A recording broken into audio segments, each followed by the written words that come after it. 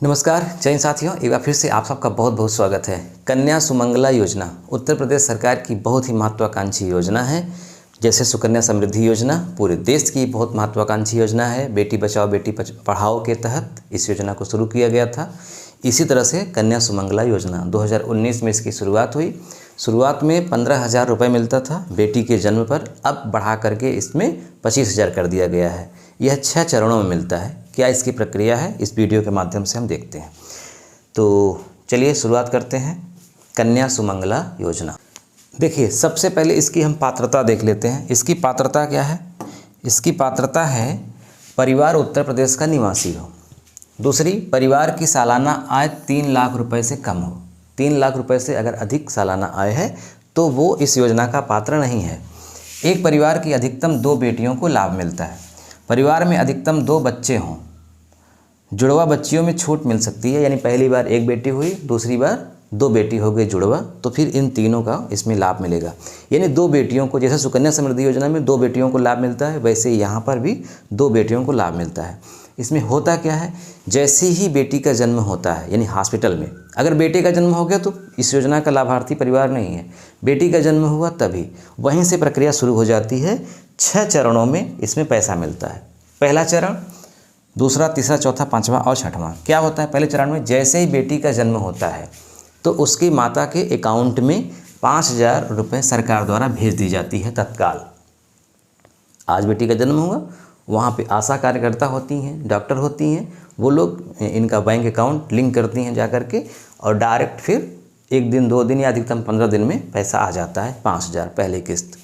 फिर उसके बाद टीकाकरण पूरा होने पर, टीकाकरण पूरा होने का मतलब जैसे बच्चा पैदा हुआ टीकाकरण लगेगा, मतलब टीका लगेगा 1 महीने में 2 महीने में से टीका लगता है।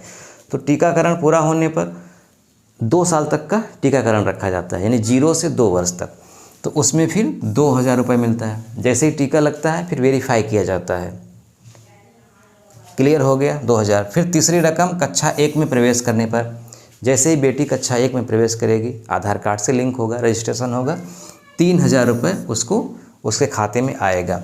चौथी किस्त आती है जब बेटी कक्षा 6 में प्रवेश करती है, 6 में कितनी रकम मिलती है? 3,000 रुपये।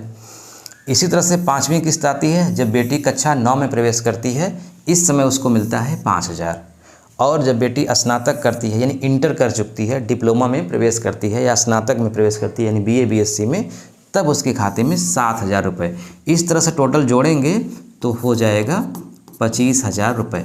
ये पहले 15,000 था, अभी हाल में ही बढ़ा करके, अभी जो 2025-26 का बजट है इसी में इसको 25,000 कर दिया गया, यानी 10,000 बढ़ा दिया गया है।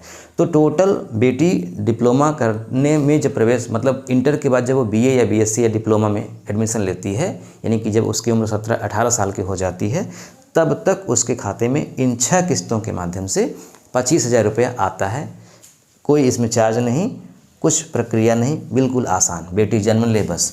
क्या क्या होना चाहिए डॉक्यूमेंट्स? आधार कार्ड, जन्म प्रमाण पत्र, बैंक पासबुक, आय प्रमाण पत्र, निवास प्रमाण पत्र और स्कूल एडमिशन प्रमाण पत्र। ये डॉक्यूमेंट्स होने चाहिए। इसके अलावा और किसी चीज़ की आवश्यकता नहीं है।